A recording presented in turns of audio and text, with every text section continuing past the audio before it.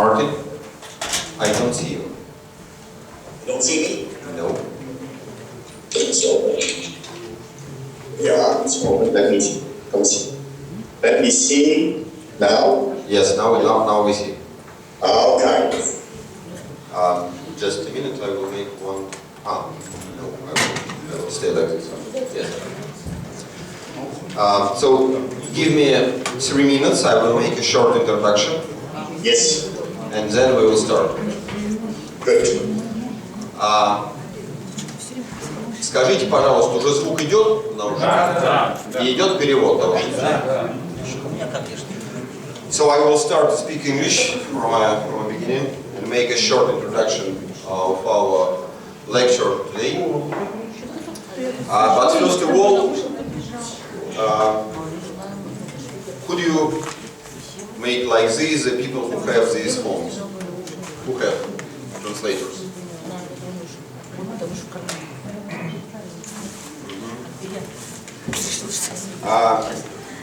I think we will able to make questions in the following forms. People who can speak English could do it by themselves, and I will help them if it will be needed. If you cannot speak English, you will just ask in Russian, and I will translate. And translation of the question will be on my phone. So let me introduce you to my good friend, Martin Hинуля. We know each other, I think, for almost 5 years soon. Something like this. And he is a person who, in my personal history, brings me to the whole this entrepreneurial and innovation society of Europe. I can say it like this. Martin, first background from Leuven University is engineering background, but he works some of his working life as an engineer in Europe, then in USA, then in China, and also he works for correct me, Martin, if I'm wrong, I think more than a half of life, not in engineering positions, but more in, it's difficult to say, it's difficult to call your position correct, but it could be better, from my point of view, to say builder of networks and innovation clusters. So if somebody asks me who is Martin Hинуля, I always tell builder. And then I can say, what do you build? What did you build and what are you building now? And you can imagine that objectives of his building life are changing during his working life, and soon it will be 20 years after you came back from USA to Belgium. And last 18 years, he is a person who built from scratch, I can say, Leuven Innovation Cluster, and now more in a bigger scale, Elat, Eindhoven, Aachen, Leuven, triangle cluster that is situated in 3 different countries, 3 parts of 3 different countries. So that is short introduction about the Martin, and I asked him to talk with us today about his personal view, coming from his experience, his personal experience, of answering the following question. How can he explain an innovation cluster as a structure of exchanging different types of action knowledge, the knowledge that is coming from real actions from the different positions and participants, I can say, of the cluster. Martin will try to answer this question this in. So now, my friend, I switch to the word to you. There is around 100 people in a hall. You don't see them, but believe me, they are here. And your presentation is also here. Please. Good. Thank you, Dennis. Thank you, Dennis, for this introduction. And now I have to see the screen a little bit further. Yes? Yeah. Indeed, like Dennis said, most of my professional career was in technology and mostly doing something with that technology. And as we know, the universities, they give fantastic education, that's great. In a lot of cases, they do fantastic research, that is great. But in not too many universities worldwide, they valorize the knowledge and they make money out of it. I mean, making companies and creating jobs. And that is what I did most of my life, trying to do something with technology. Once again, I'm trained, in fact, as a physicist a long time ago, but I didn't do so much with it. I went to the industry, I went to the United States, I went to China, to India, etc. Let's go to the first slide, please. Yes. Yeah. Everybody knows this. This is a flat world, and I'm pretty sure that a lot of you people have read the book of Thomas Friedman, The Flat World, since 2005. And I'm a very strong believer in that flat world. But I'm a very, very strong believer in the fact that the new economy will be based on knowledge, a knowledge-driven economy. That's important.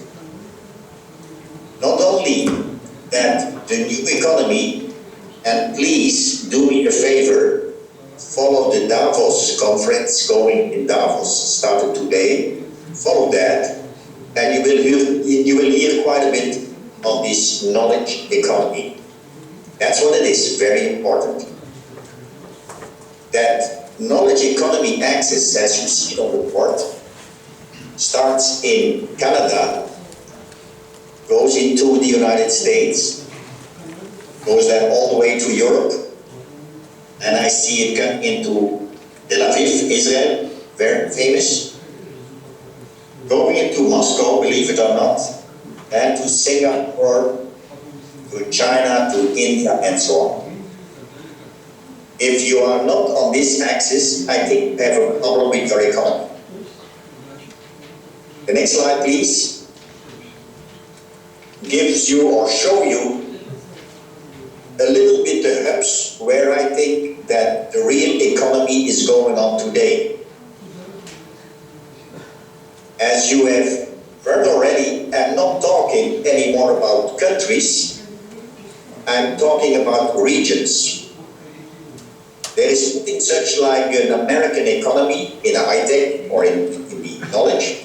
There is no such thing in Russia or Belgium or the Netherlands. Now there are really hubs concentrated mostly in cities, mostly where you have strong universities. And a better example, it's clear, it's Silicon Valley. I study there, I work there, I live there. This is the best place in the world for what is going on in knowledge economy. Silicon Valley, 6 million people, the best economy in the world. Next slide shows you a little bit Europe. In Europe, I see something like, let's say, 15 of these regions, or more. United States, maybe 12, 15 regions. Looking into Europe, you see very strong hubs. If you see the United Kingdom to the left, there is a triangle built up. The famous University Cambridge, the best knowledge economy region in Europe, I think. Then there is Oxford. And now we see the formation of the economy triangle in the United Kingdom, starting in Cambridge, go to Oxford, and go to London, doing extremely well. And you see also the place where I live, in Belgium, and then Dennis referred already to that, Leuven, in Germany, Aachen, and in the Netherlands, Eindhoven, and I will come back to that. In France, I see a stronger Grenoble and Lyon. Next, please. What I see these days, more and more, is a pace of change. The whole thing is changing. You can see that every single day. You will not go into a bookshop. You go to Amazon.com. I take all my books with Amazon.com. Today I ordered one for the Davos conference, and that will be in my office. The car, I take Uber. Music, Spotify. For an hotel, I book with Airbnb. All the publications, all things done by Google and Facebook. And so there is a dramatic change. There is a dramatic change in how we live today, how we work today, and the economy is following that very, very closely. Next slide shows you a lot of interesting smart applications which we see today, and I will come back to that. Next slide, please. What I'm saying, in fact, the last minutes is we are going to a real disruptive economy. Completely changing than what we saw 10, 20 years ago. And let me go to the next slide.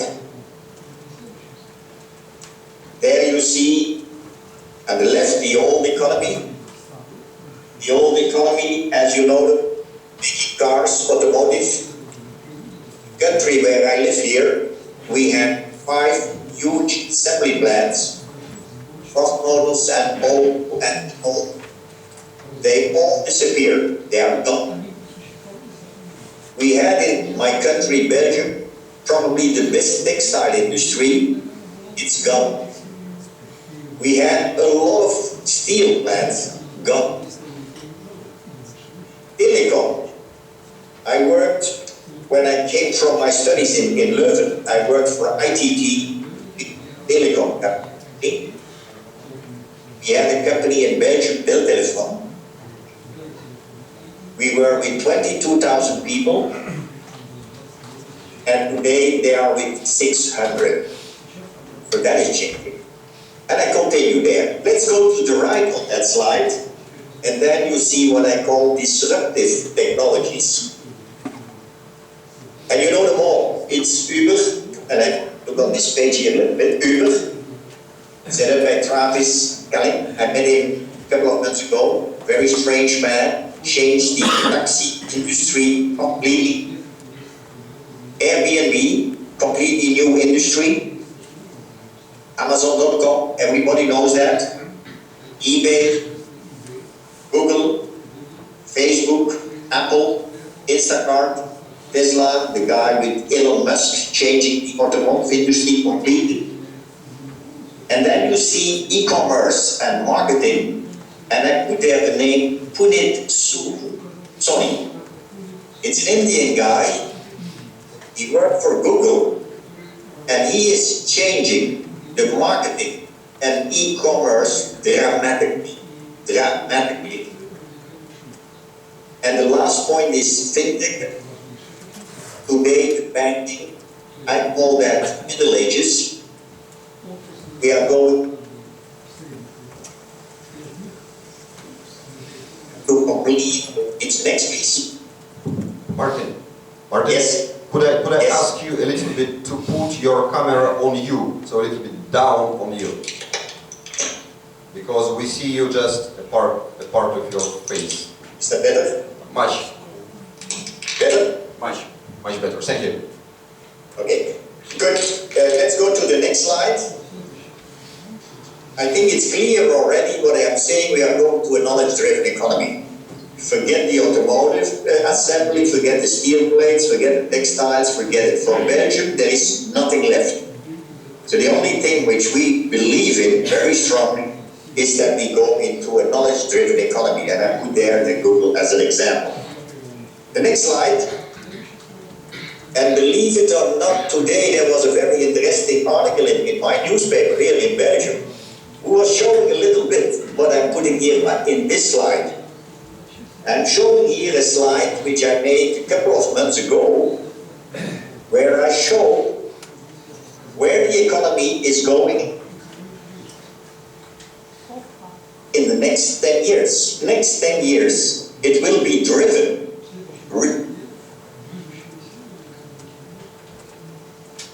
really driven by companies, Intel, Microsoft, Oracle, Google, IBM, and you see them all. What you see here, very big companies, huge sales, very interesting net profit, very big market capitalization, and each time very big names behind the company. This is what you see on this slide, and I will bring it in the next coming months. I to write a little book on this.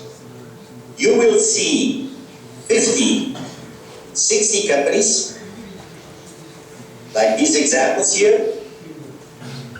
They will have more power than the New York Stock Exchange. The next slide, you see a little bit Silicon Valley, driven by these big companies. If you take the GAFAs, the G for Google, the A for Apple, the Facebook, and the A for Amazon.com, only 4 companies have a market capitalization of $1.5 trillion. $1.5 trillion. That is roughly 6 times Russia. You can buy Belgium 3 times. Only 4 companies. It's frightening. You see, next slide, you see these disruptive companies. Sorry. Now, go.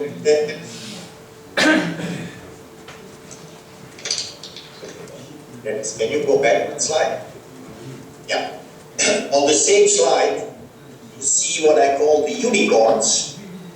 Hundreds of information, and these companies are all worth billions today.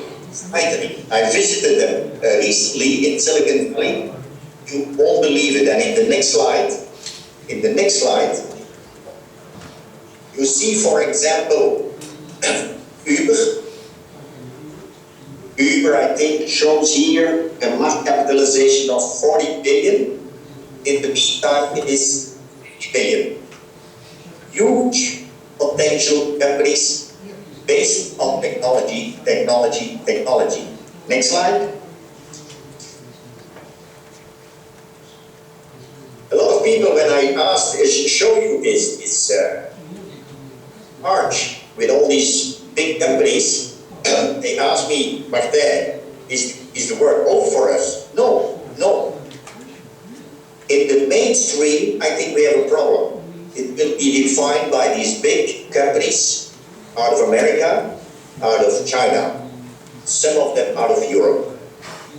But in the substreams, we see enormous possibilities for us. You see the example of sensors. I think we are very strong in the development of sensors. In e-health, we can do a lot. In energy storage, we can do a lot, and so on. So in the substreams, believe me, we can do miracles in the near future. Next, please. Once again, I show here a little bit the United States versus Europe. Not so good. Population in the US is 300 million, Europe 500. The GDP growth 2015 was good for the United States, 2.5. Only 1.5 in Europe. For this year, we fear really that it is less. Unemployment in the United States is 5%. For Europe, it is roughly 11%. Unacceptable. Unacceptable. Let me try to declare that in the next slide. The growth of the American economy and thus low employment is based on cheap energy. Yes. 2, a lot of companies came back from China. And 3, technology. And in this slide, you see, in fact, clusters or hubs. In the x-axis, you see diversity. It can be life science, it can be materials, it can be built space. And in the y, you see diversity. Sorry, momentum. If you go to the next slide, you see that Silicon Valley is dominating. No competition at all. Next. You see, and I can see from it, you see a concentration, and I hope, a concentration of what we call clusters with sufficient critical mass. Next, please. This is Europe, yes, it's Europe. Not good. If you see the momentum of our clusters, that is absolutely not good. Thanks to the fact that we in Leuven started working with Eindhoven and with Aachen, we make a strong chance. And next slide, please. The next. Yeah. The Eindhoven, Leuven, Aachen, which we call Eland triangle. There we have 6 million people, but we have top universities and technical institutes. We have investment in R&D beyond belief.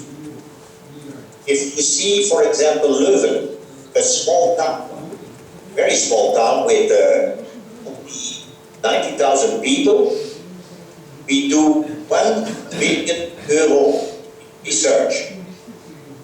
For Eindhoven, in North, we do in 6 countries more than €2 billion in research. And so you see the best institutes, the best universities, and this in a small region with only 6 million people. This is quite unique on the map in Europe. The next, please,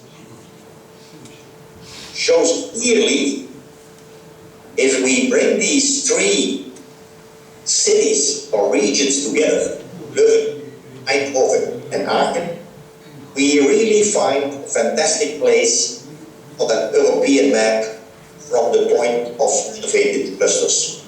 So we are very proud that we are probably the only one in Europe putting us there in that position. The next, please. I'd like to show you a couple of things which we did in this, in Leuven, and in that triangle. The next, please. Once again, and I will go past the slide very fast, is the definition of a cluster. A cluster you will have only if there is good research, if you have talented people and all that kind of things. You can build it yourself. That brings me to the next slide. I give you an example in mechatronics.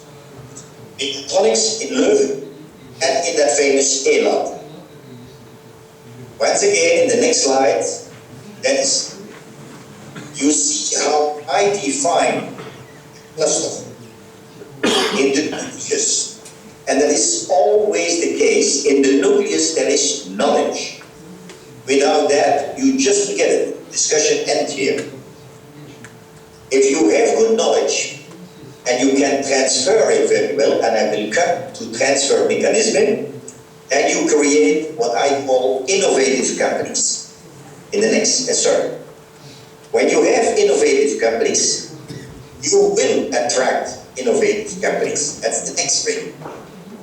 And you will attract mixed innovative companies and network-related companies. For me, this is a little bit the definition of a cluster. There are many definitions of clusters. I think this is one built out of my experience, where you have in the nucleus knowledge. If you have good transfer mechanism, transfer offices, you can create innovative companies, entrepreneurial companies, young, fast-growing companies, and you will attract others. They will see you, and they are willing to sit with you. In the next circle, then you see innovative, mixed innovative companies, not purely innovative, but close to. And then in the next circle, you see what we say related. Venture capitalists, lawyers' offices, legal offices, IP offices. This is a cluster. That's what we created in Leuven over the last 18 years. The next, please. Here you see the megatronics in Leuven. Once again, you see in the nucleus, came to Leuven, my university, came from Catholic those days. The Catholic University is the nucleus of what we are doing in megatronics. And then you see the formation of innovative companies, you see the formation of mixed innovative companies, and so on. We did this in Leuven in several fields. This is the example for megatronics, but I can show you similar slides for life sciences. We can show you similar slides for IT, and so on, 4 of them. In total, if you consider the small place Leuven, once again, Leuven has only 90,000 people, it's a small town, if you ask me. We created 150 pure innovative companies, spin-offs, and we attracted something like 300 technology companies in that small region.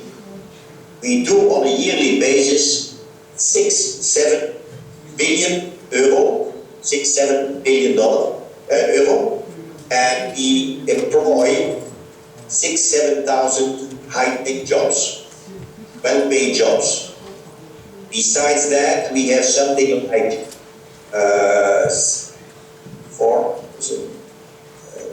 6,000 R&D jobs at university and the Microelectronics Center, IMEC.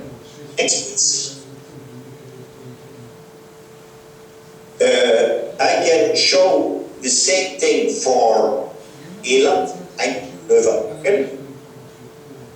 Now you talk about a cluster and world scale.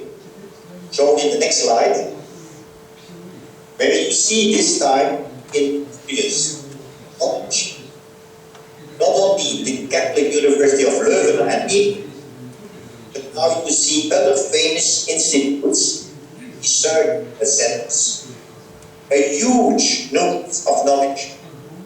And of course, you will produce for all of innovative companies, the next circle, mixed innovative companies, you see that same thing as which I mentioned before, the nucleus knowledge and innovative companies, mixed innovative companies. And in each of these regions, you see the same phenomena. Very, very interesting phenomena. We can see worldwide in these, let's say, 40, 50 regions worldwide. Not too many are really successful. Maybe hundreds of these centers started, but only 40, 50 success stories. I give you an example in that Eland, in that Eindhoven-Leuven triangle, in that region. The next slide, please. If you consider microelectronics industry, you see at the top level that we talk about a business of 2,000 billion euro. I'm not interested in that thing.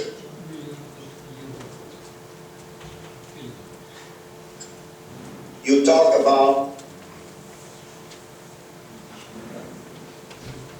300 billion. I'm not interested. We were interested in lithography. Most critical step when you make a semiconductor, when you make a chip. That's the lithography. It will define the lines of the transistor. The smaller they are, the more transistors you can put on a piece of silicon, the better you are in the field. To make these transistors, you need the lithography process, and the smaller the beams, the better, as I said. This is done not state of the art, in the most moderate way by the extreme ultraviolet beams for 10.5 nanometer. The business is €1 billion for these beams. We decided in Eindhoven, Leuven, Aachen to go for these top-notch lithography machines with the company ASML. Next slide, please. There you see that phenomenal machine. The cost price is on the order of €120 million. It's a complex machine with the most complex electronics, with the most complex optics, and most complex electronics. You see somewhere the wafer on a table in the center. That wafer can go up to 400 millimeter. Huge wafers itself. You will see the source to the right, which will send a beam to the mask in the top, will be reflected a couple of times and comes down on the wafer. The beam is stable, the table will move. And believe it or not, this machine produces 100 million transistors per second. Hard to believe.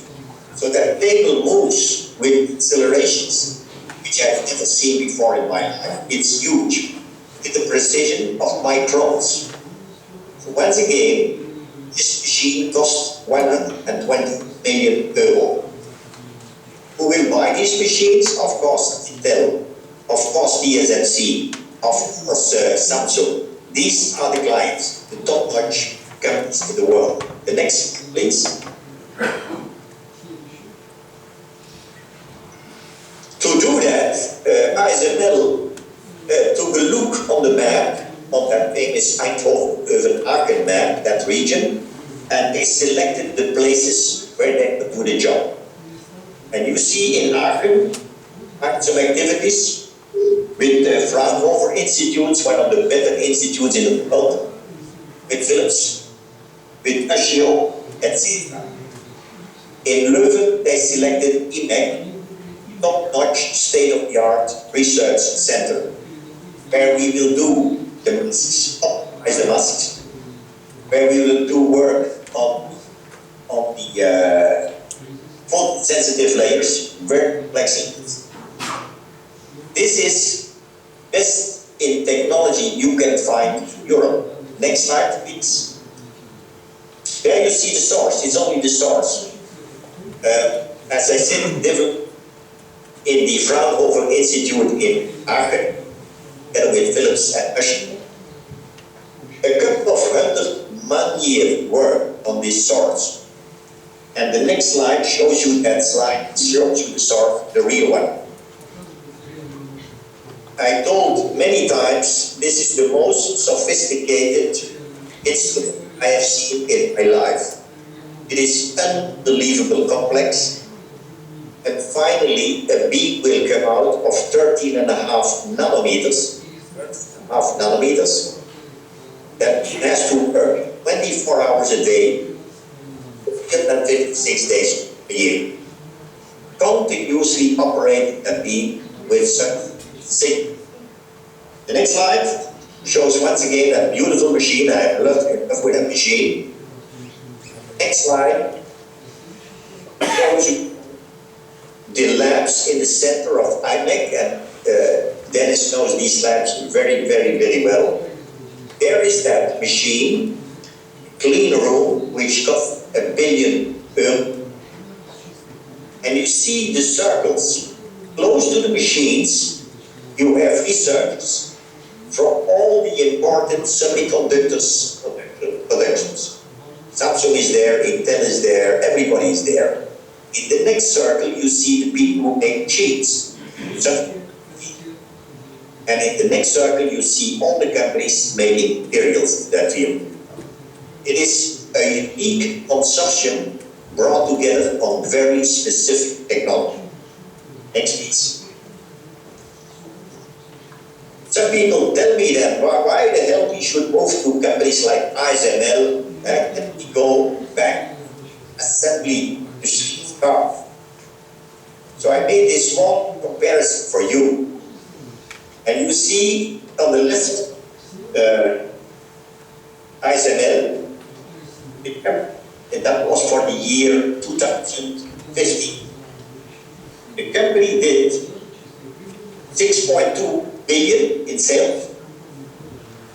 The company did 1 billion net profit. The company did roughly 800 million in R&D. They produced something like 150 systems. Look now to the company to the right, Vogt. Believe it or not, they are based in Genk, place where I live in the evenings, Genk.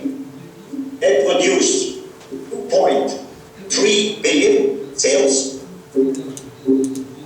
They had roughly no net, 4 million, I call that zero. They did zero in R&D, 0%, nothing. And they produced 200,000 ugly systems, which we have on our roads. So you have to go into economy, very simple your decision. You will not go anymore in the mobility. You will go in the more sophisticated things, like ASML. Next, please. Let me give you some examples in life sciences. In United States and Europe, you have huge pharmaceutical companies. You know them, the Mercks and Pfizer and Johnson & Johnson. A lot of big, huge pharmaceutical companies. Besides that, we see now, since 30 years, biotech companies. We see in United States roughly 5,000